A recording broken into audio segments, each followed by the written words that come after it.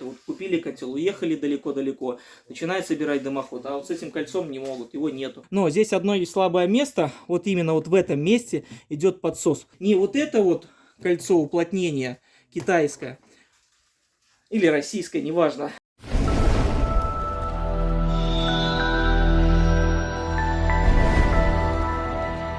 Всем привет, с вами Дмитрий Михайлов, вы на моем канале Комментбай. Расскажу вам о вопросе, с которым вы можете столкнуться лицом к лицу.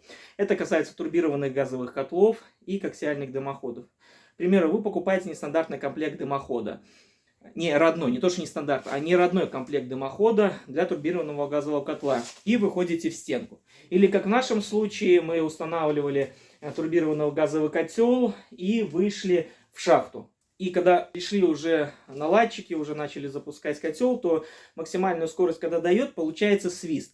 Подсвистывает. Почему он получается? Потому что используешь не родные элементы, которые продаются с котлами.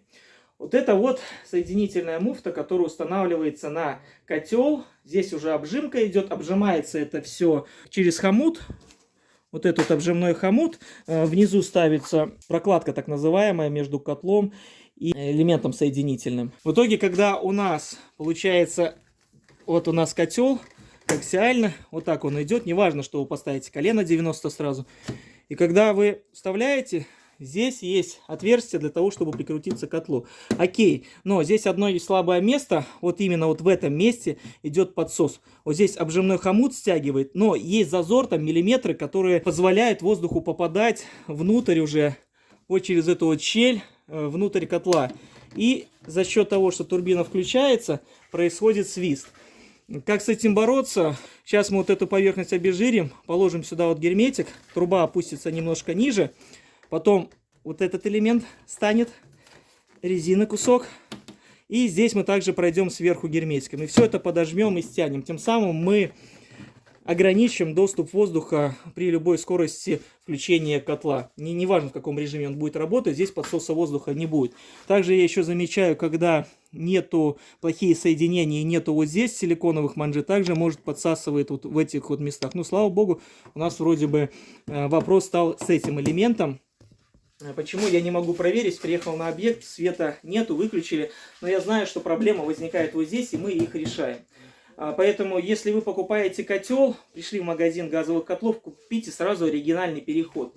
Не вот это вот кольцо уплотнения китайское или российское, неважно, а купите стандартный переход. Он дороже стоит, но требуйте у продавцов котлов именно вот эти вот переходники. Они отличаются. И у Будеруса он вообще другой. Аккуратненький, с ним вопросов нету, мы монтируем. Но, к сожалению, продавцы продают так, что их задача просто продать вам котел, а дальше вы делаете все, что хотите. И ты приезжаешь, а котел идет без вот этого переходника. То есть здесь вот ровно просто 60 отверстие просто идет под 100 диаметр. И все, здесь больше ничего нет. Хорошо, когда мы знаем об этих вопросах. Ну, а есть же люди, которые не знают, вот купили котел, уехали далеко-далеко, начинают собирать дымоход, а вот с этим кольцом не могут, его нету, либо нет специального переходника. Поэтому требуйте у продавцов сразу, что у вас котел полностью укомплектовали от начала до конца. И забыл еще важную вещь сказать. Герметик используется термостойкий, черный или красный, но тот, который выдерживает температуру там 200, 250 до 350 градусов. Сюда не пойдет герметик обычно, который черного цвета термостойкий, он вам не нужен. Все, сейчас мы эту проблему решим, обезжирим герметиком, поставим, все будет четко. Ну и, конечно, с вами был Дмитрий Михайлов, Комментбай. Подписываемся на мой канал. До новых встреч. Пока.